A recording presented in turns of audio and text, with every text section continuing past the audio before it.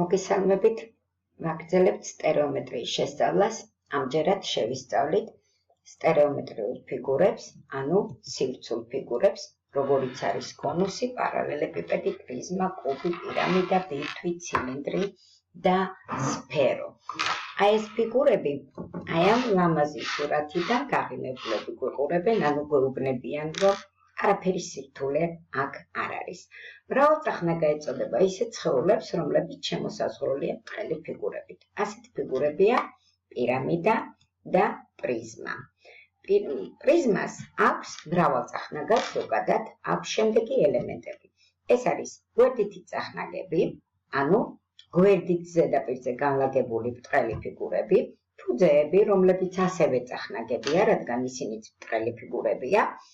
წიბოები, რომელ ხაზებსაც თქვენ ახლა ხედავთ, ყველაფერი წიბოებია და წვეროები, მეხუთედი აღნიშნული, ანუ ის ადგილები, სადაც სამი წიბო ერთად იყრის თავს.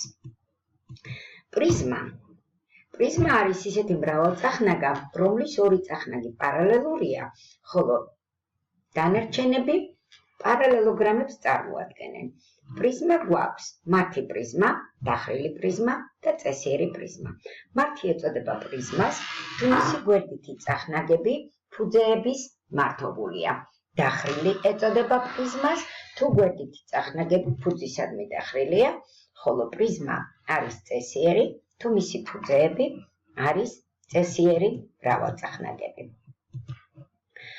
n-კუთხა პრიზმას აქვს 2n წვერო, 3n წიბო და n+2 წახნაგი. n-ით ჩვენ აღნიშნული გვაქვს პრიზმის ფუძეში მდებარე მრავალწახნაგის გვერდებისა და კუთხეების რაოდენობა.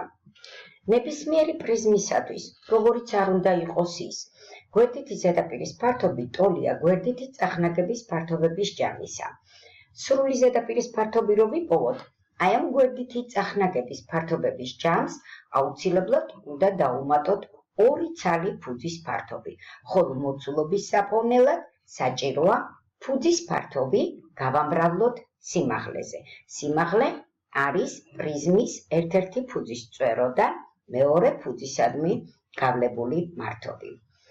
მართია პრიზმა, თუ გვერდითი წახნაგები არის მართკუთხედები. ნახოთ ამ შემთხვევაში რას წარმოადგენს პრიზმის დიაგონალები. თუ პრიზმის ერთი ფუძის რომელიმე წვეროს შევაერთებთ მეორე ფუძის მოპირდაპირე წვეროსთან, მივიღებთ პრიზმის დიაგონალს. LN პრიზმის დიაგონალია. ასევე პრიზმის დიაგონალია AP-ც. აი ამ ნახაზზე თქვენ ხედავთ ცისფრად AKPC სიბრტყეს და ვარდისფრად AKQM სიბრტყეს. ეს სიბრტყეები არის დიაგონალური კვეთები. დიაგონალური კვეთა ეწოდება პრიზმაში ისეთ სიბრტყეს, რომელიც გადის გვერდით წიბოებსა და ფუძის დიაგონალებზე. მართი პარალელეპიპედს, რომლის ფუძე მართკუთხედია, ეწოდება მართკუთხა პარალელეპიპედი. მართკუთხა პარალელეპიპედს, რა თქმა უნდა, სამი განზომილება აქვს: სიგრძე, სიგანე და სიმაღლე. მართკუთხა პარალელეპიპედის დიაგონალს აქვს ესეთი თვისება. პარალელეპიპედის დიაგონალის კვადრატი ტოლია მისი სამივე განზომილების კვადრატების ჯამისა. ანუ d კვადრატი ტოლია a კვადრატს მიმატებული b კვადრატი და მიმატებული c კვადრატი. გვერდითი ზედაპირის ფართობი რომ ვიპოვოთ, ყველა გვერდითი წახნაგის ფართობები უნდა შევკრიბოთ. რადგან გვერდითი წახნაგები მართკუთხედებია და მართკუთხედის ფართობი სიგრძის და სიგანის ნამრავლია, მაშინ გვერდითი ზედაპირის ფართობი იქნება 2AB-ს დამატებული 2BC. სრული ზედაპირის ფართობი რო ვიპოვოთ, ამისთვის საჭიროა აუცილებლად გვერდითი ზედაპირის ფართობს დავუმატოთ ფუძეების ფართობებიც. მოცულობა პრიზმის ტოლია მისი ყველა განზომილებების ნამრავლისა. ანუ სიგრძე გამრავლებული სიგანეზე და გამრავლებული სიმაღლეზე. A, B, C. შემდეგი მრავალწახნაგი, რომელსაც ჩვენ განვიხილავთ, არის კუბი. კუბი ძალიან საინტერესო მრავალწახნაგია და ჩემს ბავშვობაში კუბიკ რუბიკი ახალი შემოსული იყო და ძალიან კარგად ვერთობოდით ხოლმე. იმედი მაქვს თქვენც გახალისებთ კუბიკ რუბიკის ფერადი ხალისიანი ფერების აწყობა. ნახოთ, მართკუთხა როგორი მრავალკუთხედია კუბი. მართკუთხა პარალელეპიპედს, რომლის ყველა წიბო ტოლია, კუბი ეწოდება. კუბის ყველა განზომილება ერთმანეთის ტოლია და კუბის ყველა წახნაგი წარმოადგენს კვადრატს. ეს ყველა კვადრატი ერთმანეთის ტოლია. ამიტომ თუ გავიხსენებთ მართკუთხა პარალელეპიპედის დიაგონალის თვისებას, მაშინ კუბის დიაგონალის კვადრატი 3a კვადრატის ტოლია. გვერდითი ზედაპირი ტოლი იქნება 4a კვადრატის. რადგან თითოეული წახნაგი არის კვადრატი და კვადრატის ფართობი გვერდის კვადრატია და ასეთი გვერდითი წახნაგი კუბს 4 ცალი აქვს, მაშინ გვერდითი ზედაპირი 4a კვადრატია. სრული ზედაპირის ფართობი იქნება 6a კვადრატი, რადგან კუბს მთლიანად 6 ცალი ტოლი წახნაგი გააჩნია. კუბის მოცულობა ტოლია სიგრძე გამრავლებული სიგანეზე გამრავლებული სიმაღლეზე, რადგან სიგრძე, სიგანე და სიმაღლე კუბს ერთი და იგივე აქვს, მისი მოცულობა ტოლი იქნება a კუბისა. მრავალწახნაგს, რომლის ერთ-ერთი წახნაგი არის ნებისმიერი მრავალკუთხედი, ხოლო დანარჩენი წახნაგები საერთოდ სწორესმისლოვანი სამკუთხედებია, პირამიდა ეწოდება. პირამიდას ისევე როგორც პრიზმას გააჩნია წახნაგები, წვეროები და გვერდითი წახნაგები. ფუძეები, რა თქმა უნდა, ესეც წახნაგია. პირამიდას ერთი ფუძე აქვს. პირველით და მეოთხეთი აღნიშნულია წვეროები, მეორე ეს არის ფუძე, ანუ იგივე წახნაგი და მესამეთი აღნიშნულია ყველა გვერდითი წახნაგი, რომელიც არის სამკუთხედი, როგორც მის განმარტებაში აღვნიშნეთ. n-კუთხა პირამიდას აქვს n+1 წვერო, n+1 წახნაგი და 2n წიბო. ამ შემთხვევაში ჩვენ მოცემული გვაქვს ხუთკუთხა პირამიდა, ანუ ფუძეში არის ხუთკუთხედი, ამიტომ მას ექნება 6 წვერო, 6 წახნაგი და 10 წიბო. აქ ნახაზზე მოცემული გვაქვს ოთხკუთხა პირამიდა და მისი შლილი როგორ გამოიყურება. ისეთ პირამიდას, რომლის ფუძე წესიერი მრავალკუთხედია, ეწოდება წესიერი პირამიდა. პირამიდა თუ პირამიდის წვეროდან ფუძისადმი გავავლებთ მართობს, მაშინ ამ მართობს პირამიდის სიმაღლე ეწოდება. ამ შემთხვევაში dn არის პირამიდის სიმაღლე, ხოლო გვერდითი წახნაგების, ანუ სამკუთხედების სიმაღლეებს ეწოდება პირამიდის აპოთემა.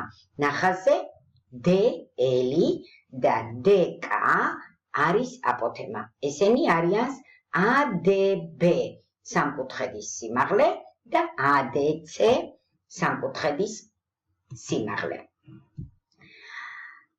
თუ ფუძის დიაგონალსა და პირამიდის წვეროზე გავავლებთ სიბრტყეს, მივიღებთ ფუძის დიაგონალურ კვეთას, ანუ ღერძულ კვეთას.